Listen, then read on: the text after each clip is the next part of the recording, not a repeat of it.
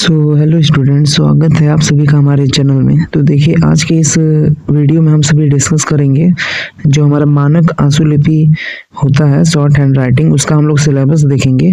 और आपको पता है जो मानक आंसुलिपि है ये एक शॉर्ट हैंड राइटिंग, इसमें हम लोग हिंदी हो चाहे अंग्रेजी हो, दोनों के उच्चारण के आधार पर अलग अलग चिन्ह के साथ जो है हम लोग इसको लिखते हैं। तो चलिए इसके सिलेबस को देखते हैं।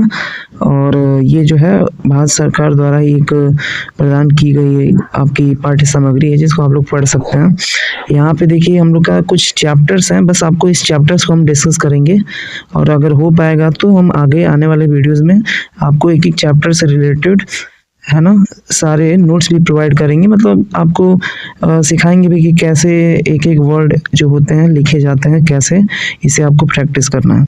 तो यहाँ अगर विषय सूची की बात करें तो यहाँ पे आप लोग को 30 चैप्टर आपको दिख रहा होगा।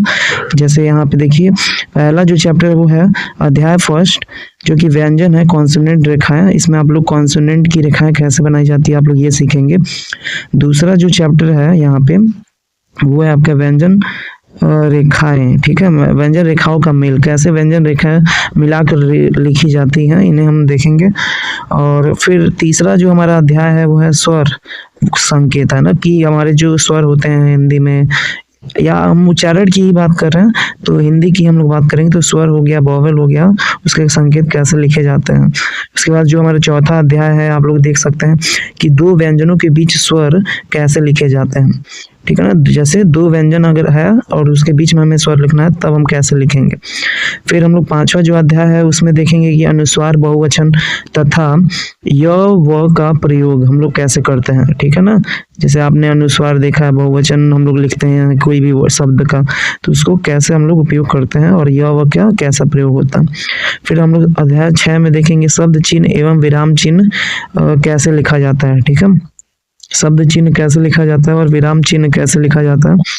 अध्याय 7 में हम लोग देखेंगे वैकल्पिक रेखाक्षर कैसे लिखा जाता है। वैकल्पिक रेखाक्षर मतलब कि कोई अगर हमारे पास कोई वर्ड है, कोई शब्द है, तो उसके विकल्प के तौर पे उसके जगह पर कोई दूसरा अगर हमको रेखाक्षर लिखना है हम लोग कैसे लिखेंगे।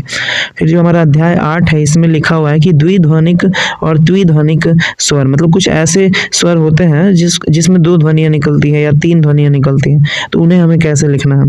फिर 9वां जो अध्याय है वो है कि सवृत्त, सर्कल तथा सन का प्रयोग, मतलब स अगर वृत्त जो होता है, जैसे सर्कल हम लोग वृत्त का उपयोग करते हैं तो सवृत्त का भी उपयोग करेंगे, और सन का प्रयोग हम लोग कैसे करते हैं, ठीक है, उसमें हम लोग अध्याय 9 में हम लोग देखेंगे। फिर यहाँ पे अध्याय 10 में हम लोग प्रारंभिक तथा अंतिम बड़ा वृत्त के बारे में देखेंगे कि हमारा प्रारंभिक और अंतिम बड़ा वृत्त क्या होता है, ठीक है, मतलब बड़ा वृत्त का भी हम लोग उपयोग करते हैं। अध्याय 11 में हम लोग सर्वनाम तथा विभक्तियों का मेल देखेंगे, यानी सर्वनाम क्या होता है और विभक्ति कैसे हम लोग उसको शॉर्ट हैंड राइटिंग में लिखते हैं और उसका कैसा मेल हम लोग करते हैं, कैसे मिलाकर लिखा जाता है। फिर अध्याय 12 में हम लोग वाक्यांश के बारे में देखेंगे, मतलब कुछ बड़े शब्दों के समूह होते हैं वाक्यांश, कुछ वाक्यों के अंश होते हैं जिसको हम लोग शॉर्ट हैंड राइटिंग में भी शॉर्ट फॉर्म में लिखते हैं, तो उसको भी हम लोग देखेंगे। यहाँ पे फ्रेजियोलॉजी लिखा हुआ है। अध्याय 13 में हम लोग व्यंजन ह के अन्य प्रयोग तथा अर्धवृत्त व के प्रयोग भी देखेंगे, मतलब अध्याय 13 में यहाँ पे हम लोग ह जो ह होता है व्यंजन, उसका प्रयोग देखेंगे और अर्धवृत्त व का प्रयोग देखेंगे। फिर यहाँ पे हम लोग अध्याय 14 में हम लोग अस्त, अस्तर, लूप जो होता है उसके बारे में देखेंगे, कैसे उसका उपयोग करते हैं। अध्याय 15 में हम लोग प्रारंभिक हुक र तथा लौ के बारे में देखेंगे, कैसे प्रारंभिक हुक र तथा लौ का उपयोग किया जाता है।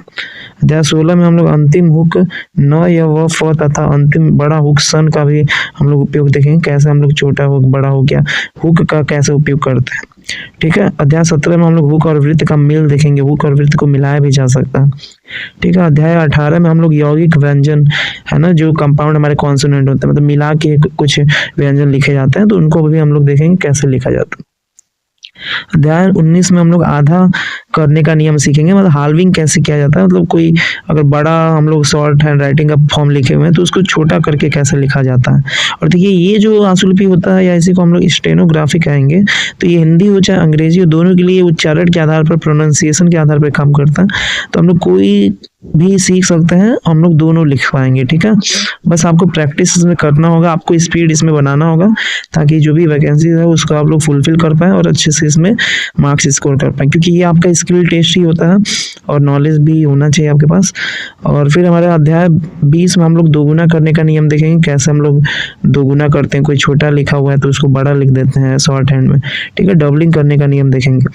अध्याय 21 में बिंदु कम काम कन कान तथा स्वयं वृत्त के बारे में हम लोग देखेंगे कि कम काम कन कान तथा स्वयं वृत्त कैसे लिखा जाता है। अध्याय 22 में हम लोग देखिए यहाँ पे समान रेखाक्षरों में भेद करेंगे। जैसे कई ऐसे रेखाक्षर होते हैं जो कि एक जैसे दिखाई देते हैं, तो उनके बीच हम लोग अंतर कैसे स्पष्ट करेंगे, इसके बारे में हम यहाँ देखेंगे। फिर यहाँ पे अध्याय 23 में हम लोग देखेंगे कि उपसर्ग और प्रत्यय, मतलब कई सारे उपसर्ग और प्रत्यय फिक्स होते हैं।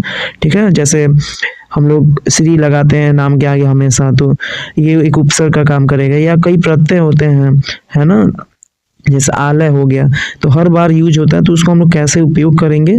ठीक है, फिर गति बढ़ाने की क्या विधि, हम लोग कैसे अपना स्पीड बूस्ट कर सकते हैं, स्पीड कैसे बढ़ा सकते हैं।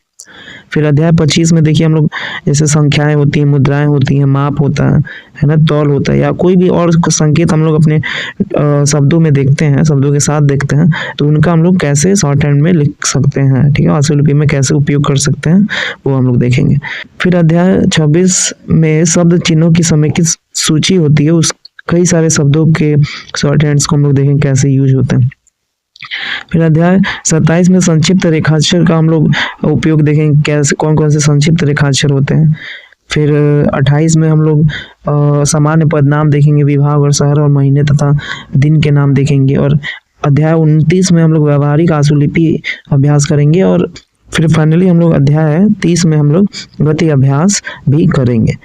तो और लास्ट में आपको इस पुस्तक में, ये गवर्नमेंट के द्वारा दी हुई, आपको गूगल पे ये मिल जाएगी, आप कहिएगा हम भी आपको PDF में इसका लिंक प्रोवाइड कर देंगे डिस्क्रिप्शन में। ठीक है, आप इसको देख सकते हैं।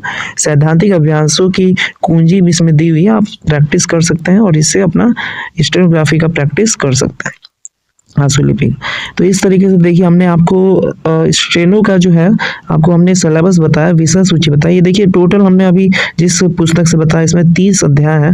अगर आप इन 30 अध्याय को सीख लेते हैं तो आप 100% श्योर है कि आप अच्छे से आप आशुलिपि को लिख सकते हैं, स्टेनोग्राफी सीख सकते हैं। तो चलिए इस वीडियो में इतना ही। हमने आपको बता दिया कि सिलेबस क्या है, विषय सूची क्या है हमारा आशुलिपि स्टेनोग्राफी का। अगर आपको कोई और डाउट हो तो आप लोग कमेंट करके पूछ सकते हैं। सो थैंक यू, मिलते हैं अपने नेक्स्ट वीडियो में।